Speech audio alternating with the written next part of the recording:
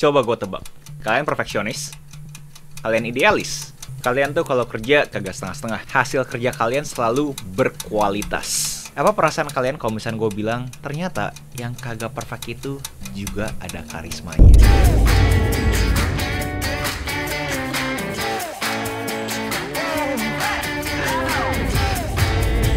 Hai para kreatif, buat kalian belum kenal, salam kenal dulu. Nama gue Agus Halim, dimana 2 hari sekali gue selalu upload video di YouTube. Dan semuanya berhubungan dengan industri kreatif. Kreatif negosiasi dengan klien, kreatif membaca buku, kreatif kripto, apapun yang sifatnya kreatif akan selalu gue bahas di channel ini. So buat kalian berkenan, monggo di subscribe. Hari ini terinspirasikan dari kalian yang minta gue bahas kesempurnaan. Doi komen bahwa sekarang banyak banget siswa-siswa yang dituntut kesempurnaannya. Dan menurut gue, kesempurnaan itu sering diasosiasikan dengan yang namanya kualitas tertinggi. Dan gue pribadi sendiri kagak percaya. Buat kalian warga kreatif yang udah lama di sini, pasti kalian tahu motonya gue, kuantitas bikin kualitas. Dan gue berasa ada satu buku yang bakal ngebantu gue untuk ngejelasin moto gue tersebut. Jadinya hari ini adalah Kultum, kuliah 7 menit.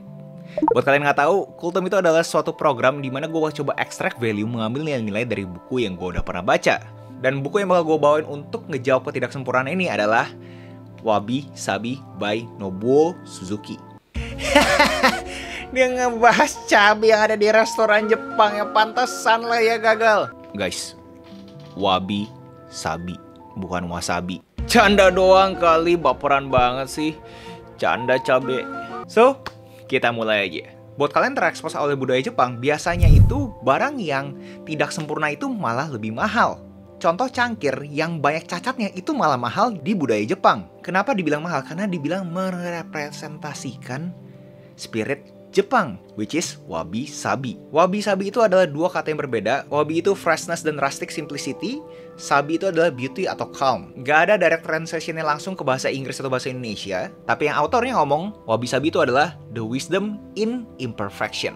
Kebijaksanaan dalam ketidaksempurnaan. Wabi sabi ini bisa dibilang ada suatu filosofi, suatu cara hidup, way of living, dimana everything is still to be lived, everything is still to be done, aka semua itu adalah proses. Dan gaya hidup ini juga sangat diasosiasikan dengan Zen Buddhism. Sogyo Mujo itu adalah mindset dimana kagak ada yang permanen di dunia ini. Contoh paling gampang adalah kita, which is manusia, dimana kita makin berumur dan akhirnya bisa meninggal dunia. So, kita harus mempunyai mindset bahwa kita tahu namanya perubahan pasti akan selalu ada. Karena balik lagi, Sogyo Mujo, kagak ada yang permanen. Kebahagiaan. Menurut Doi, kebahagiaan itu adalah realita dikurangin sama desires. Dimana kalian punya ekspektasi kan, kalian punya hasrat, keinginan terhadap apa yang kalian mau. Tapi hasrat itu kalau berlebihan, makanya bikin kebahagiaan kalian bisa minus. Tapi kalau misalkan kalian bisa nyeimbangin realitanya kalian dengan ekspektasinya kalian, hasratnya kalian, itu baru kalian bisa bahagia. So buat kalian yang ngaku-ngaku kagak happy sekarang ini, coba kalian tebak gimana caranya kalian bisa nyeimbangin realita dengan kalian punya hasrat. Ganbari Masu, doing the best you can. Kita sebagai manusia pasti mempunyai suatu maksimum terhadap apa yang bisa kita kerjakan. Begitu kita sudah sampai titik tersebut, coba nyerah. Tapi bukan berarti kita kagak ada effort loh. Tapi kita harus coba dulu nyampe ke titik tersebut. Dimana kalau udah sampai titik tersebut, kita boleh kok kita take a break. Kita nyantai.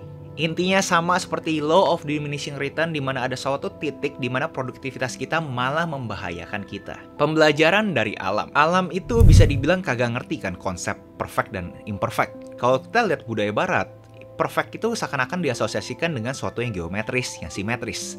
Sedangkan alam justru kontrasnya kan, kayak malah asimetris. Dan alam itu belum selesai kan, sampai sekarang selalu ada perkembangan berikutnya kan untuk alam kan. So konsep yang pengen ditawarkan adalah nothing is finished, kagak ada yang udah selesai.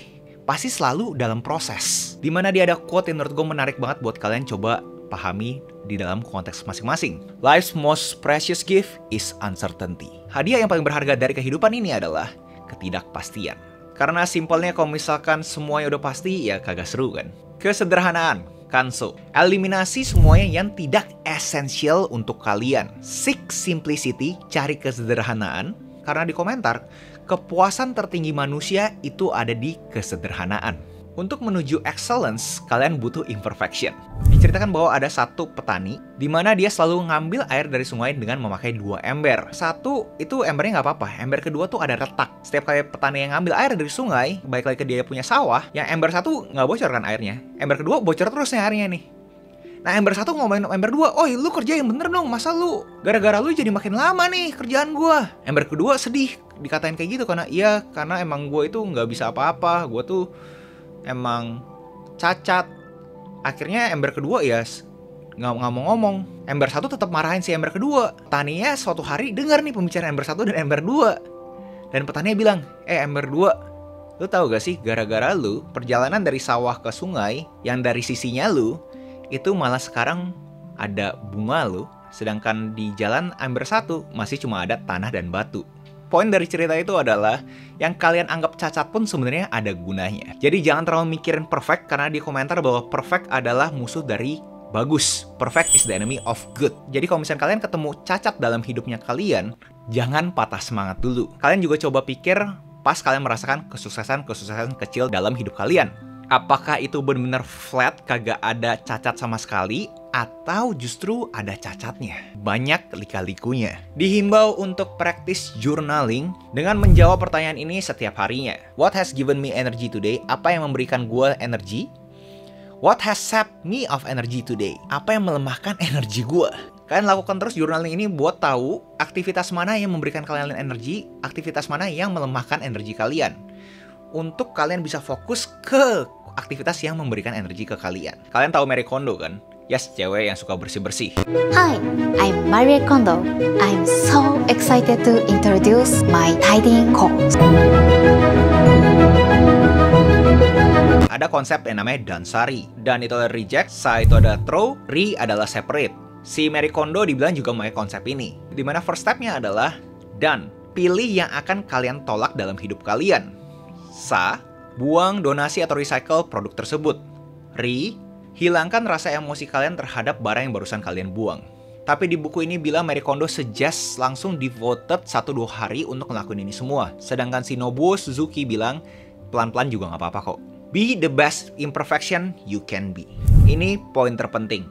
Happiness is your nature. It's not wrong to desire it. What is wrong is seeking it outside when it is inside. Kalimat sederhananya adalah kalian kalau bisa mencari kebahagiaan, itu emang sifat alaminya kita, nggak ada yang salah. Tapi itu akan jadi masalah kalau misalkan kalian cari secara eksternal. Karena sebenarnya itu ada di dalam internalnya kita. Harus punya mindset di mana kita itu nggak bisa kontrol semuanya. Terutama outcome, terutama hasil. Begitu kalian punya mindset bahwa kalian nggak bisa kontrol semuanya, kalian cuma bisa kontrol apa yang kalian bisa kontrol, kalian berhenti khawatir. You stop worrying. Peran antagonis gue terhadap buku ini sangat abstrak. Kita kagak dikasih definisi imperfect itu seperti apa, walaupun sebenarnya dia ada kasih tahu karakteristiknya, tapi kalau diaplikasikan ke kehidupan kita sehari-hari, kayaknya masih abstrak deh. Kayak apa ya kalau misalnya kayak contoh nih dibilang wabi-sabi itu adalah random. Kayak kita kagak tahu nih, kayak abstrak banget ya kalau dikontekskan ke kehidupan kita sehari-hari. Apa ya sebenarnya wabi-sabi itu ya? Kayak kita tahu dari mana apa yang kita kerjain tuh udah imperfect dan ada beauty-nya. Kapan kita juga tahu bahwa kita harus nyerah, kita give up, karena kita sudah melakukan titik maksimum dari kapasitasnya kita. Tapi jujur gue justru lebih suka buku-buku seperti ini, karena membiarkan pembaca untuk berpikir dan menginterpretasikan ke dalam konteks kita masing-masing, dibandingin cuma kasih to-do list. Dan gue pribadi sendiri pas gue baca buku ini, gue menginterpretasikan seperti ini. Imperfect itu di dalam konteks outcome. Di dalam konteks output, kita harus tetap strive for perfection. Tapi kalau output kita menghasilkan outcome yang tidak sesuai dengan ekspektasinya kita, it's okay. Kita harus bisa terima itu, karena itu nggak dikontrolnya kita kan. Dan kalau dipikir-pikir itu yang bikin seru kan. Uncertainty, ketidakpastian. Emang ini konsep sangat abstrak banget sih, tapi layaknya main game, kalau misalkan kita tahu hasil dari kita main game tersebut, makin lama makin bosen kan.